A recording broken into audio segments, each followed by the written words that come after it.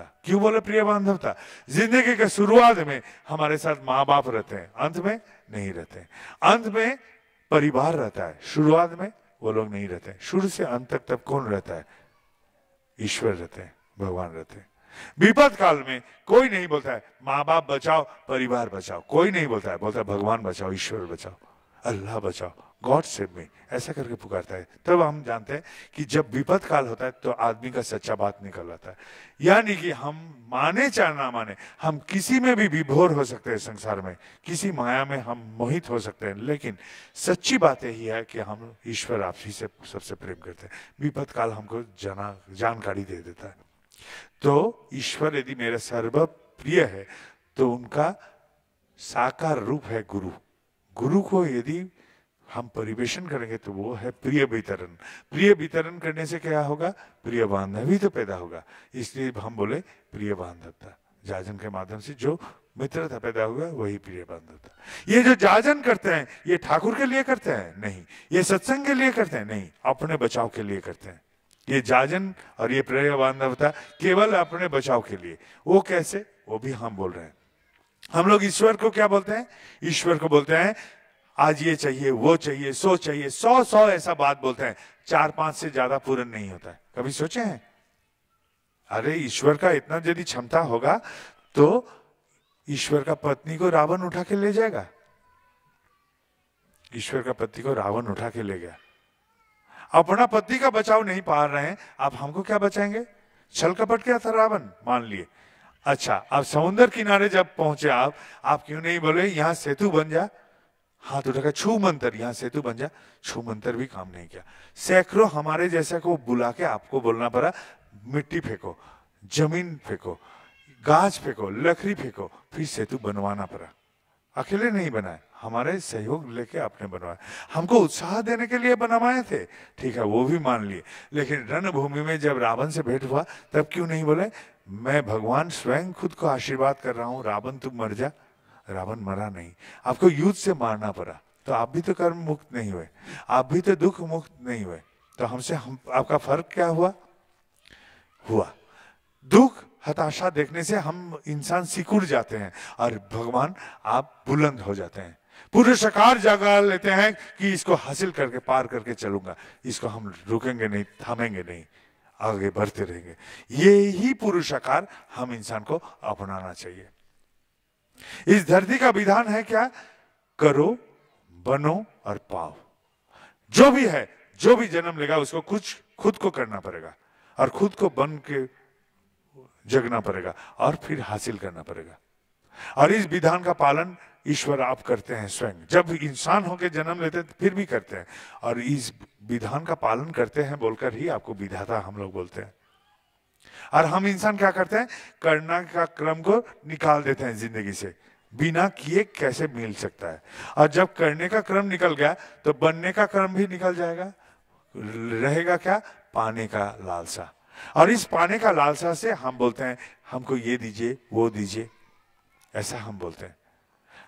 मंजूरी आप उतना भर ही कर पाएंगे जितना भर हम बने चुके हैं, किए कर चुके हैं अपने लिए, उतना भर ही मंजूरी। इसलिए हमारा 4-5 मिलता है। और ईश्वर क्या मेरा बाप का नौकर है? वो आके पूछेगा हे प्रभु आज क्या ऑर्डर है? और हम बोलेंगे मेरा बेटा का नौकरी लगा दो। ईश्वर पूछेंगे हे प्रभु आज क्या ऑर्डर है? मेरा बेटी का शादी ठीक करवा दो। ऐसा होता है क्या? ईश्वर के साथ ऐसा कोई संबंध नहीं होता है, कोई संपर्क नहीं होता है। हम लोग फिर भी ऐसा करते हैं, तो ये नहीं चलेगा। ईश्वर को ऐसा नहीं बोलना चाहिए। दूसरी बात, हम क्यों बोलेंगे? ये छोटा सा नन्हा सा प्राण अभी जो जन्म लिया माँ का कोख से, इसका ना भाषा है, ना बोली है, ना कुछ है। लेकिन धरती में सब इंसान माँ जो बनती है, जो माँ बनती है वो मानवी है। लेकिन वो समझती है कैसे कि इसको कपड़ा गीला हुआ है, भूख लगा है, पेट में दर्द हो रहा है या कोई असुविधा हो रहा है, कैसे समझती है? हर माँ मानवी होकर यदि इस बेजुबान बच्चे का सारा बात समझते हैं तो ईश्वर मैं आपका संतान हूं, आप नहीं समझते हैं? हमको क्या चाहिए, हमको क्या लगेगा, हमको क्या जरूरी है, आप जानते हैं। तो क्यों हम बोलते हैं? हम बोलते हैं कारण हमारा विश्वास नहीं है आप पर। संशय है आप पर, इसलिए हम बोलते हैं। और दूसरा संशय है खुद पर, ऐसा कुछ कुकांड करके रखे हैं अपने जीवन में कहीं ना कहीं, जिसके कारण मुझे संशय पैदा हो जाता है कि शायद आप मेरा नहीं सुनेंगे, इसलिए हम बोलते हैं। तो ये भी बेफिजुल है ईश्वर को जताना बोलना। तीसरी बात, एक जादुई गाछ था कल्पतरु। ये गाछ जंगल में कहीं पड़ा हुआ था, किसी को पता नहीं वो गाछ कहाँ है।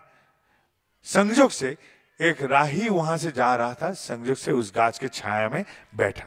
वहां जो कुछ मन में आएगा वही पूर्ण हो जाएगा। उस राही वहां बैठने के बाद उसको लगा कि बहुत भूख लगा है, थोड़ा सा खाना हो जाता, खाना मिल जाता तो अच्छा होता। जैसा सोचा वैसा जादुई गाछ ने उसको भरपेट खाने पहुंचा दिया। उसको तो सोचने का भी फुर्सत नहीं था, इतना भूख लगा था, खप खप खप खप खा लिया। अब खाना खाने के बाद पेट जब भरा तब उसको मन में आया, ओ थोड़ा सा लेट लाते तो आराम हो जाते, एक बिस्तर हो जाने से अच्छा होता। तो बिस्तर भी पहुंच गया फट से। अब बिस्तर में सोने के बाद उसका मन में आया, अरे बाप रे बाप, इस गाछ के तले में जो भी मैं मांग रहा हूँ, सोच रहा हूँ, वही तो पूर्ण हो रहा है। इस गाछ में भूत प्रेत तो नहीं आके मेरा गर्दन दबोच के तो मार तो नहीं देगा। भूत आया, उसका गर्दन दबोच के मार दिया। तो मेरा बात सुन के ईश्वर चलते हैं तो मेरा हाल ऐसा होता।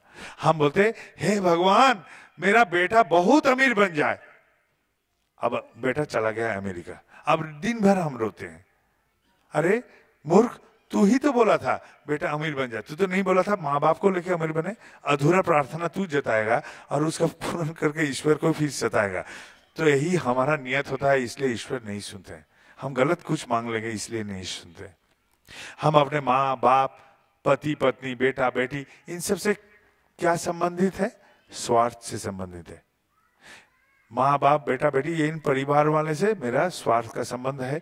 और स्वार्थ से संबंधित कोई भी प्रार्थना को बोलता है सकाम प्रार्थना। सकाम प्रार्थना कभी भी ईश्वर नहीं स्वीकार करेंगे, कभी भी, ये जान के रखिए। सकाम प्रार्थना कभी ईश्वर स्वीकार नहीं करते, कभी नहीं। कुछ भी कीजिए नहीं सुनेंगे, लेकिन निष्काम होगा तो सुन लेंगे।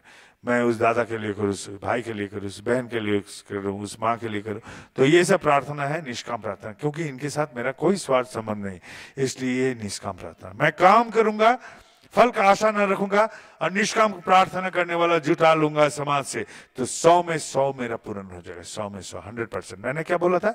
जाजन करते हैं ना सत्संग के लिए, जाजन करते हैं ना ठाकुर के लिए, जाजन करते हैं अपने बचाव के लिए। जाजन करके जो मित्रता पैदा किए थे, प्रिय बांधवता। हम काम में संयुक्त रहूंगा तीव्र रूप से, और फल का आशा न रखूंगा। और ये प्रिय बांधव जो जुटाए थे जाजन के माध्यम से, ये यदि मेरे कारण प्रार्थना जताएंगे तो 100 में 100, 100% पूर्ण होगा। 100%, एक भी चुकेगा नहीं, हम गारंटी दे सकते हैं, आजमा लिए हैं। यही है उपाय। क्या दूसरा कोई उपाय नहीं है भगवान को सुनाने का? दूसरा और एक तरीका है, दूसरा और एक तरीका है। वो तरीका ऐसा था कि एक बार ऐसा हुआ, मैं कलकत्ता में हूं, कलकत्ता में हूं सुन के एक गुरु भाई, मेरे बहुत पुराने जान चिनका, कलकत्ता में नहीं रहते हैं, वो बाहर कहीं रहते थे, वो पहुंचे हैं उनका बेटा का इलाज के लिए। उनका जवान बेटा, नया नया नौकरी लगा था, उसको किसी ने जहर दे दिया दुश्मनी से। जहर से वो कोमा में चला गया, आईसीयू में भर्ती हो गया, और उसको डॉक्टर बोला कोई चारा नहीं। इसलिए जब सुना मैं हूं, इसलिए रोते हुए आ गया। आके बोलता है, दादा हम क्या करें? एकदम रो रहा था। सोचिए, एक जवान बेटा सामने में मर रहा है, जिसका पल्स घट रहा है। डॉक्टर बोल दिया, कलकत्ता का एक अच्छे नर्सिंग होम में डॉक्टर बोल दिया कि कोई उपाय नहीं, कोई चारा नहीं, इसको बचाने का कोई उम्मीद और बचा नहीं, इतने घट चुका है, कोई आशा हम नहीं दे पाए। आज रात टिकेगा तो बहुत बड़ा होगा, क्योंकि उसका तो कोई प्रकाश ही नहीं हमको लग रहा है। तो क्या करें? सारे का सारा दवा फेल मार रहा है। तो वो आ गया हमारे पास। जैसा आया मैं उसको डांटना शुरू कर दिया। कौन बोला है आपको ठाकुर को बोलने के लिए, बेटा का प्राण भिक्षा देने के लिए? कौन बोला है? वो तो सोचा कि हाँ, मेरा जो भावना है वो समझ गया। बोला हम डर के मारे घबरा के बोल दिया। क्यों डरा, क्यों घबराया? क्योंकि मेरा निर्णय यही था, मेरा धारणा यही है, मेरा ज्ञान यही बोलता है, एक मानवी माँ यदि बच्चे का सारा बात समझती है तो ईश्वर आप भी जानते हैं हमको क्या चाहिए, हमको क्या चाहिए वो आप भी जानते हैं, इसलिए हमको कुछ बोलने का नहीं, कुछ करने का नहीं। मैंने इसी अंदाज से उसको डांटा। मेरा जान चीन का आदमी था, गहरा जान चीन का, इसलिए डांटा। डांट पड़ताव के बाद रो रहा है, एकदम जवान बेटा सामने में मर रहा है तो रो रहा था। तो मैंने बोला, ए डॉक्टर क्या बोला? बोले कोई आशा नहीं। बोला आप तो बाप हैं, कम से कम आप बोलिए आपका मन में क्या बोल रहा है? बोले मैं भी कोई आशा नहीं देख रहा हूं दादा। बेहद रो रहा था। मैं बोला ए डॉक्टर तो बोल दिया नहीं बचेगा, आप भी मन में ठान लिया है नहीं बचेगा, तो अब मौत मांग लीजिए भगवान से, जाइए ठाकुर जी के पास जाइए। बोले मौत मांगता हूं। वो तो घबरा गया। हम उसको राजी किए, युक्ति संभाल ली उसके साथ। फिर वो चला गया ठाकुर जी के पास, आसन के पास जाके बताया, मैं एक लाचार बाप अपने समर्थ अनुसार मेरे बेटे को इलाज करा रहा हूं ठाकुर, जितने भर संभव है हमसे हम इलाज करा रहे हैं। यदि मेरे बेटे का मृत्यु से मंगल होता है मेरे बेटे का तो वही दे दीजिए, और यदि प्राण भिक्षा देने से उसका मंगल है तो प्राण भी बख्श दीजिए।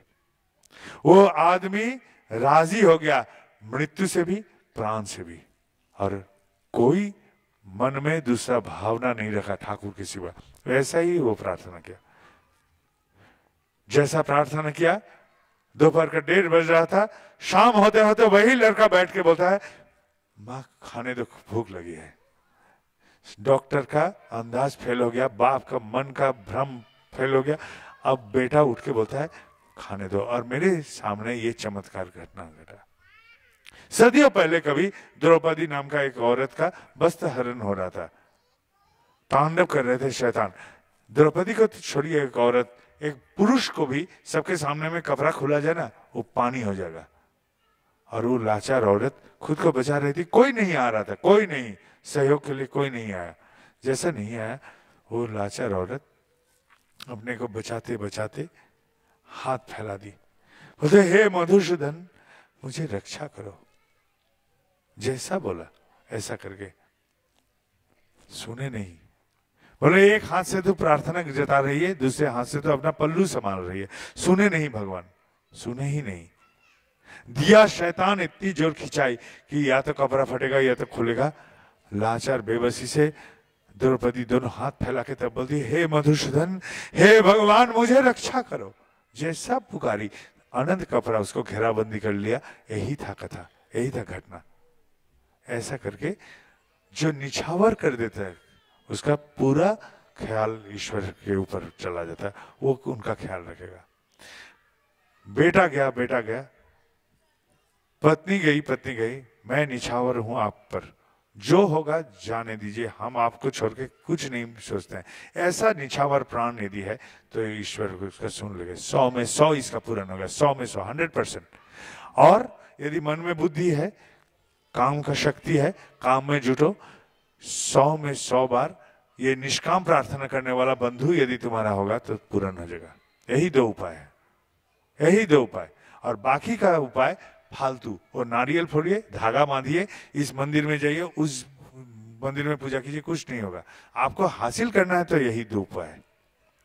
धरती में जो भी देखिएगा दूसरे रोशनी से, सूरज को देखिएगा सूरज के रोशनी से। सूरज को यदि सुनाना है कायदे से सुनाइए, नहीं तो भिखारी जैसा बोलते रहिएगा, दे दे बाबा दे दे, वो 8वीं 4वीं 54 गिरेगा, इससे ज्यादा नहीं। गठरी लेना है तो यही कायदा है।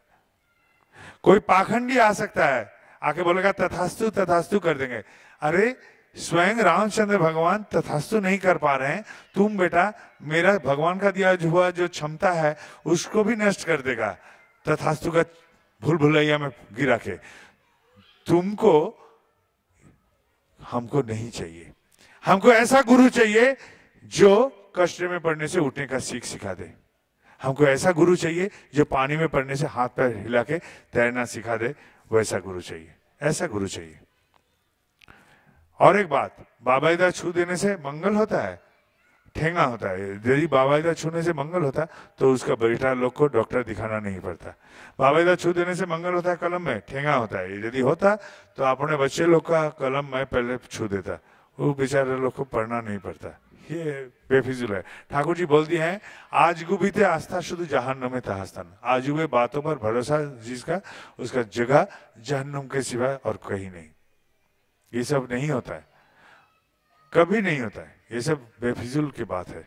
और एक बात है, मेरा जिंदगी में कोई अश्लेषा, मघा, राहु, शनि, केतु सबको कान पकड़ कर निकाल दिया जिंदगी से, क्योंकि मैं मानता हूं किंग कुर्वे ग्रहे सर्वा जस्य केंद्र बृहस्पति, यही ज्योतिष शास्त्र का बात है, यही मानता हूं। यदि मेरे गुरु मेरे साथ हैं तो सब कुछ सही है, और यदि नहीं है तो कभी कोई ग्रह रत्न भी हमारा कुछ नहीं कर पाएगा। गुरु साथ में तो सब साथ में, यही ज्योतिष शास्त्र का ये कथा हम मानते हैं। और मैं देवघर नगर में रहता हूं, उस नगर का दूसरा नाम है वैद्यनाथ धाम। बाबा वैद्यनाथ का प्रसिद्ध मंदिर है वहां, वो पीठों में एक पीठ वो भी है। आज तक उस मंदिर का दर्शन नहीं हुआ, करेंगे नहीं ऐसा बात नहीं, कभी करेंगे नहीं ये भी ठान के नहीं, संयोग से नहीं हुआ, जरूरत ऐसा नहीं हुआ। प्यास लगता है, हाथ का बोतल से पानी पी लेता हूं।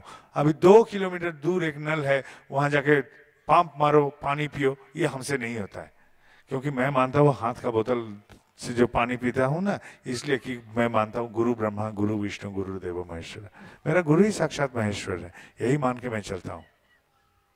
दुख आता है कि नहीं मेरे जिंदगी में? आता है, लेकिन कमल पत्ते में जैसे पानी पर के फिसल के भागता है वैसा करके भाग जाता है, कभी नहीं रहता है। और अंत में और एक बात बोलूं, मजे की बात है, मेरे ठाकुर का कोई अलौकिक क्षमता नहीं है। मेरा जो ठाकुर है उनका कोई अलौकिक क्षमता नहीं है। आप लोग का ठाकुर का बहुत अलौकिक क्षमता हो सकता है, लेकिन मेरा ठाकुर का नहीं। मैं जहां रहता हूं वो ऐसे ही रहते हैं, वो मेरे साथ रहते हैं, मैं सोता हूं वो सोते हैं, वो हम चलते हैं वो चलते हैं, हम उनके साथ रहते हैं। जिंदगी मस्त है हम दोनों का, वो और मैं एक साथ रहता हूं तो लगता है दुनिया मेरे मुट्ठी में है, ये भावना जगा देते हैं, वो सब समय हमको जगा देते हैं। कभी हमको पराजित होने का संशय ही नहीं आता है, कभी नहीं। यही है मेरा ठाकुर, मैं ऐसा ही करके सोचता हूँ। मैं ज्यादा पूजा पाठ करके उनको चढ़ाने का क्रम में नहीं हूँ, क्योंकि मुझे मानना है कि एक बच्चा मेले में गया, उसका माँ से बहुत जीत करके एक गैस का गुब्बारा मिल रहा था, खरीदा। माँ के पास पैसा भी कम था, बहुत जीत करके वो गुब्बारा जब से लिया, बहुत खुश खुश चल रहा था माँ के हाथ पकड़ते हुए। चलते चलते कभी उसका हाथ से गैस वाला गुब्बारा छूट के आसमान में भाग गया। वो खुश होगा कि मायूस होगा? हमको तो लगता है मायूस होगा। इतना कष्ट करके जो हासिल किया वो हाथ से छूट गया तो मायूस ही होगा। असीम ईश्वर ससीम हुए हैं हमारे पकड़ में आने के लिए, और उसको फिर पूजा पाठ धूप धुना धुना करके उठाएंगे तो बीच में हमारे जैसा बैठ जाएगा गुरुजी, बैठ के गुरुजी गिरी करेगा। ये सब होने का है, संभाल के चलिए, सोचिए। गुरु को अपनाना है, ठाकुर को अपनाना है जिंदगी में। ये मंच दिए हैं देखने की सुविधा के लिए, ये आसन दिए हैं आदर के लिए। हमको जमीन में बैठा दीजिएगा, वहां रास्ते में नंगा जमीन में, वहां भी यही बात बोलेंगे। रास्ते में खड़ा कर दीजिए, यही बात बोलेगा मेरा मुख, मेरा मन ऐसा ही बोलेगा। मैं एक साधारण सा इंसान हूं जो ठाकुर लेके ऐसा करके सोचता हूं। जो मैं सोचता हूं वही आपको युक्ति से बोला। आपको युक्ति अच्छा लगा तो ग्रहण कीजिएगा, युक्ति बेकार लगा तो निकाल दीजिए जिंदगी से। एकदम मत सुनिए, एकदम नहीं। लेकिन एक बूंद, एक कण भी लगा कि सुनने लायक है, पालन करके देखिए, बहुत आनंद में रह सकिएगा।